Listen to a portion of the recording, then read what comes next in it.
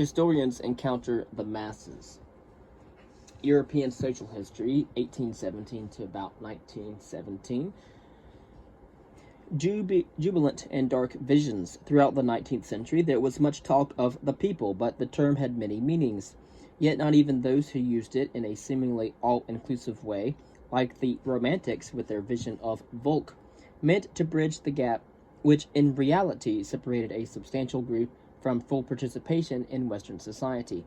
The members of the Fourth Estate, mainly the less educated and propertyless laborers. Many of those who spoke of the people were either insensitive to the exclusion or found it a proper one. Earlier in the century, with industrialization not yet fully developed, it was easy to affirm the concept of the people as a whole and to ignore social divisions, and thus Ranke wrote histories of Volker in the sense of nations or nation-states. Michelet stayed close to that of that meaning as well when he praised the people whom he loved and who in turn inspired him. He said, "I then shut the books and placed myself among the people to the best of my power." The lonely writer plunged again into the crowd, listened to their noise, noted their words. They were perfectly the same people, changed only in outward appearance. My memory did not deceive me. I went about, therefore, consulting men, listening to their account of their own condition, and gathering from their lips what is not always to be found in the most brilliant writers, the words of common sense. End quote. In the people were the noblest features of French history, the faculty of devotion and the power of sacrifice. The people, these paupers really so rich, possessed heroism. They were France. Thomas Carlyle, just as fascinated by the people as Michelet, titled more distinctly towards the common people, the nameless multitude. A bit abstractly, he spoke of his awe of them. Great is the combined voice of men, the utterance of their instincts, which are truer than their thoughts. It is the greatest a man encounters among the sounds and shadows which make up this world of time. Although Carlyle wished for historians to treat real human beings with color in their cheeks, with passion in their stomachs, and the idioms, features, and vitalities of very men, the common people he praised, at least in his earlier works, still were not the people who revolted or demanded their just share through radical reforms. Rather, there remained an intimate bond between them and their society. Such visions of harmony could not last because in the 1800s or the 19th century, the members of the Fourth Estate were taking seriously the call for equality and were in no mood to equate contemporary conditions with social harmony.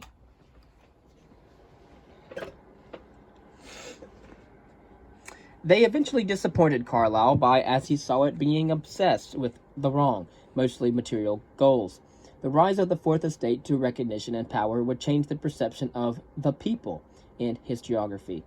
The past and dark visions of the future. Carlyle's cloud cap, fire-breathing specter of democracy, conveys well the sense of unease, even alarm, caused by the onrush of democracy throughout European societies.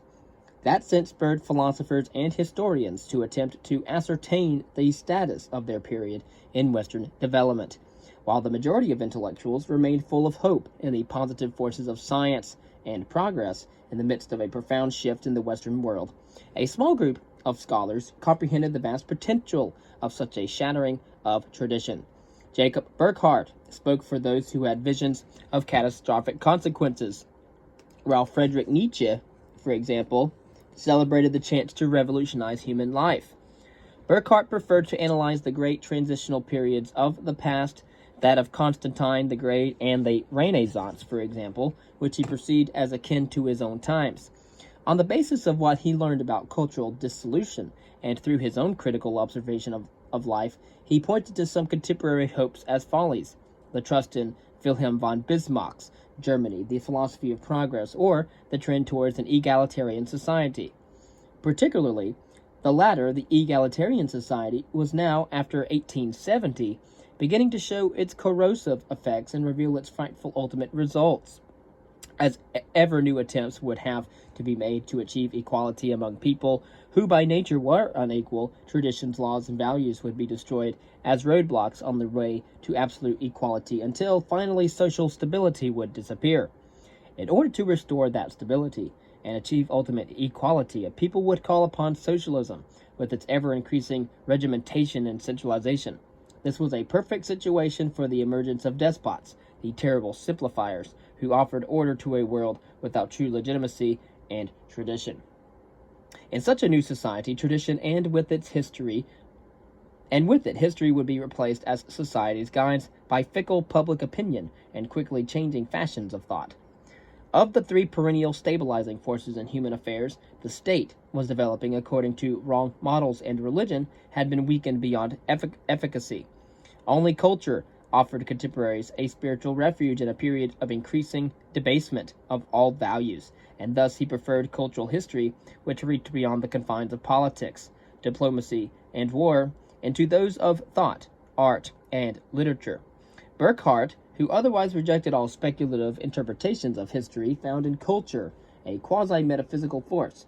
It inspired all creativity, was perennial and universal, and offered hope to those anxious about the age of the masses.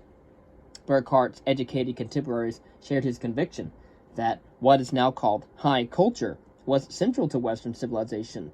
For the past 100 years, that conviction has maintained a vigorous branch of historiography, such as intellectual history. Its basic contention, intellectual history, has been that the motive force of history, at least for those of its aspects that mattered, was ideas. A force that no longer was connected to a transcendent entity in the mode of idealist or religious philosophy, but constituted simply the creative and shaping element in human life. With that view, intellectual history, or the motive force of history through ideas, has stood as a strong bulwark against all types of determinism, although it has never formed a rigidly cohesive school.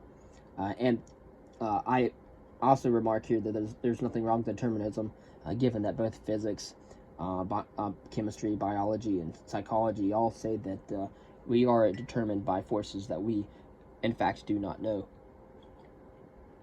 However, outstanding representatives have reached from Burckhardt to Dilthey, and its primary American voice has been the Journal of the History of Ideas.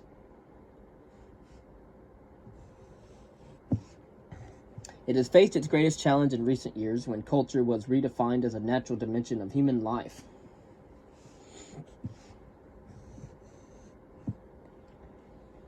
One which included everything done and thought by everybody, and was heavily determined by social and natural environmental forces.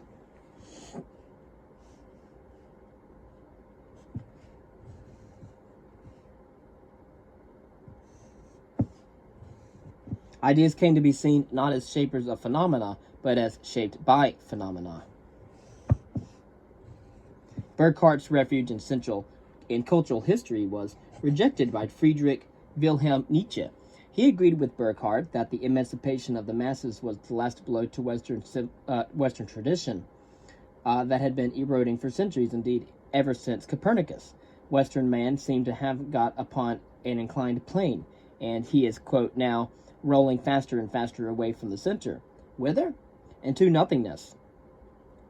Nihilism threatened, and with it a herd existence, under despotisms which were necessary consequences, which the rootless masses of modern industrial society had destroyed the traditional ties holding Western societies together. As individuals would become increasingly isolated from each other, an ever more powerful state or nation-state would be needed to keep things together. Year by year, hope for cultural vitality would grow more faint as industrial work wasted the nervous energy of the populous masses. The barbarism of specialization stupefied those who thought. The sciences destroyed old values without offering new ones, and philosophy and religion retained too little strength to help. Nietzsche himself hoped for the creative higher man to rescue the world from nihilism. While the masses could do little more than to be the soil from which these individuals would rise. These fears and opposition to the emancipation of the masses stood as a formidable obstacle in the way of creating a new history which incorporated the past of all the people. The Marxist version of a people's history strengthened the resistance to such a history even more so. Enthusiasm for a democratically oriented history also was lessened by a technical problem. In the past centuries, the common people had led a shadowy life, and the few traces that they had left were nearly invisible in those sources contemporary scholars were accustomed to study. Again, contemporary scholars would study the ideas and of the intellectual, not the ideas of the masses. But only occasionally an outstanding commoner, a revolt, or a great feast found mention in documents, while the life cycles of the multitude and the masses ran their course throughout Western history without direct references to them at all. These differences were felt not so much by those who talked about the people or the masses as entities, but by those who wished to employ empirical methods for assessing the actual life and pertinence of the common people. The problem showed plainly in the work, often considered with some justification as the first English attempt to write a social history, John R. Green's Short History of the English People, which I have right here on my desk. Green, an Oxford-trained clergyman who was for years ministered to the poor people in a London district, was enchanted by the common people. His sympathy showed in his work, the first complete and concise English history, which after 1874 became a bestseller. His sympathies with the common people, as well as his conviction that social and religious development were fundamentally more important than politics, persuaded him to leave behind drum and trumpet history. Accordingly, he discarded the usual organization of English history by dynasties in favor of sketching a period-by-period image of English culture. But Green did not really write a history of the common people, although he showed his sympathy for them wherever he could. In his work, the term people still referred to the nation as a whole, and little was said about the actual life of the masses. At best, Green's work was a gentle hint of the social history to come. The democratization of historiography was still quite a few years away. Most historians were unconvinced by Michelet's outcry. Quote, often in these days, the rise and progress of the people, or the masses, are compared to the invasion of the barbarians. The expression pleases me. I accept it. Barbarians! Yes, that is to say, full of new, living, regenerating sap. Barbarians, that is, travelers marching toward the Rome of the future, going on slowly, doubtless, each generation advancing a little, halting in death, but others march forward all the same. Throughout the 1800s, social history remained institutional history and dealt with the people as a nation, as a whole. The questions that were raised concerned not social tensions and conflicts, but the source of national identity, unity, and destiny. The earliest attempt at matching historiography and the democratic spirit came in the turn-of-the-century America, which had recently acquired both continental scope and industrial stature, and where a call went forth for a democratic history, the so-called New History. Social history as institutional history. While some of those who lived in the late 1800s and early 1900s, again the late 19th century and the early 20th century, noticed the rise in social tensions, most people celebrated the period's stability and steady progress and were proud of the achievements of their respective nations. That pride led historians to search for national roots and to analyze the development of national identities. For example, the rise of the nation-state. As their objects of study, they selected the institutions of their nations, understood as the durable relationships between members of a society. These institutions, which provided structure in society, whether they were constitutions, laws, economic organizations, or voluntary associations, appealed to the temper of the turn-of-the-century West, since they reconciled change and continuity in a manner that did not threaten stability. As long as scholars did not notice that these institutions were most often interpreted as expressions of a Volksgeist, or the spirit of a nation, conceived, again, Geist is spirit and Volk is nation. Therefore, Volksgeist means spirit of a nation. Conceived of as an idealist manner, they could even see these studies as compatible with the most influential contemporary model of genetic development, Charles Darwin's evolutionary concept, and thus align institutional history with scientific history. A stronger link was that between these new institutional histories and much earlier institutional studies by scholars of the 1500s and 1600s, again, of the 16th and 17th centuries. The concern of these scholars with national identity returned in 19th century France, England, and Germany in the form of the controversy between Romanists and Germanists, the European versions. In the German area, feudalism and the medieval empire was at issue. The numerous and influential German medievalists, with George Waits as their leader, produced a massive body of works on these topics, which demonstrated, among other things, that feudalism, thought to have been a common and crucial shaper of medieval societies, was a primary Frankish and hence German institution. However, Fustel de Coulanges, as painstaking a scholar as any German, found that the Frankish invasion had little impact on Romanized Gaul and her institutions and culture. Feudalism developed from the Roman clientele system. Fustel knew that such findings would please his French compatriots, despite by the defeat in 1870-71, but neither he nor his German counterparts were motivated by mere partisanship. Again, Charlemagne was neither French nor German. The 19th century debate over the role of the medieval German Empire, the Holy Roman Empire of the German nation, as it came to be called, involved some historians of the Prussian school, most prominently Heinrich von Sybel, again, that we have mentioned before, and a few Austrian scholars, notably Julius Ficker. The empire had long been a source of pride for German-speaking people because through it, German history had been linked to the universal Christian faith and the idea of a universal empire. Again, with the continuation of the Roman Empire and the Holy Roman Empire, it drew Germans into Italian politics, costly controversies with the papacy, and futile quest for universal rule.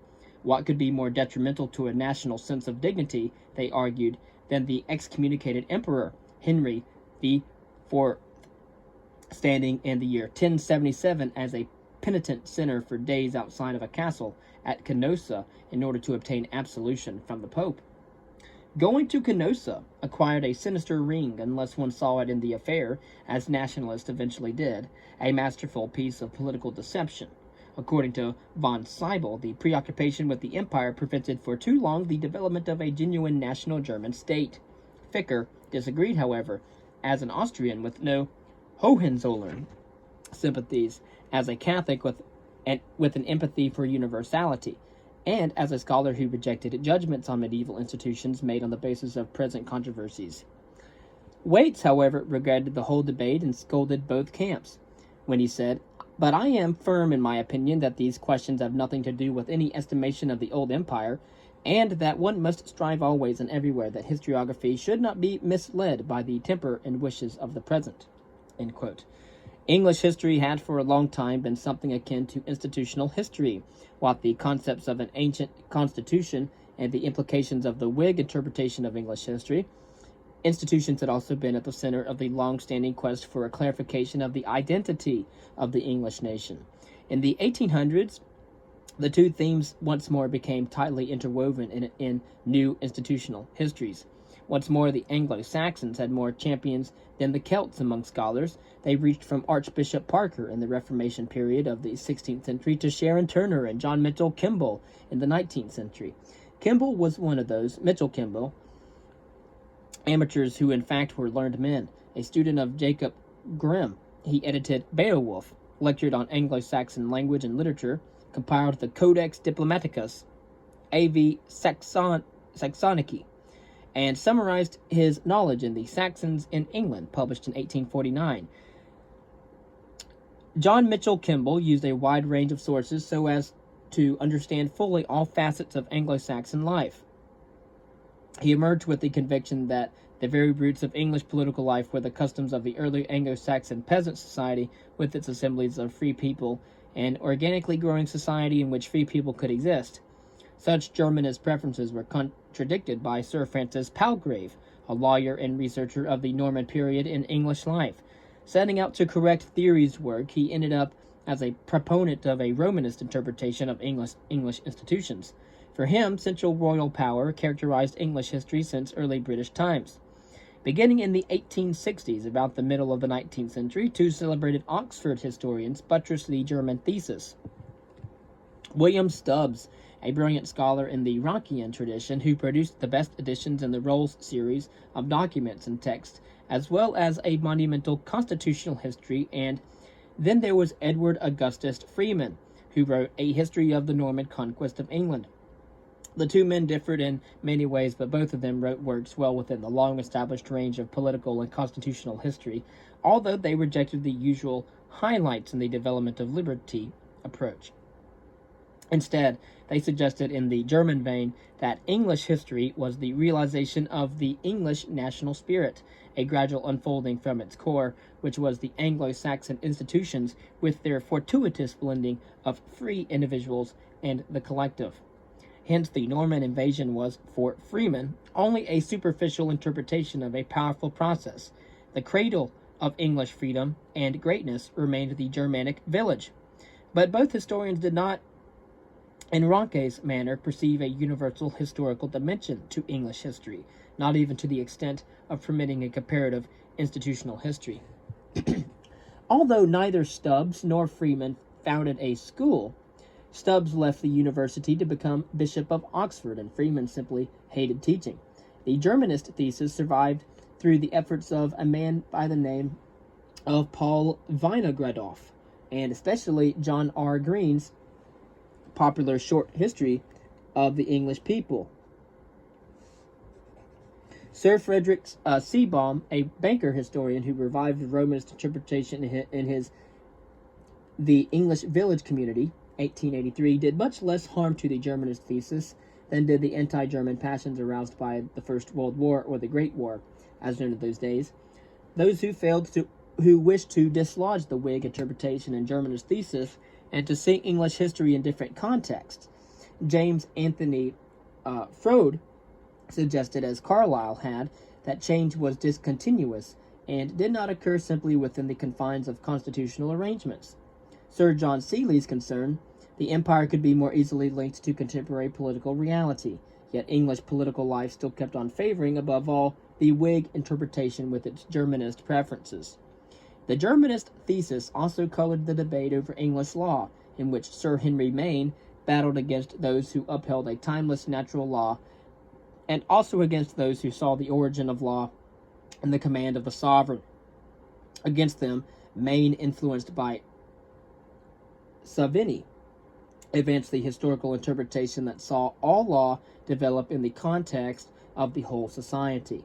In his work on ancient law, the comparative analysis of village communities in Europe and India, and the history of institutions, Maine demonstrated the relationship between legal and societal changes.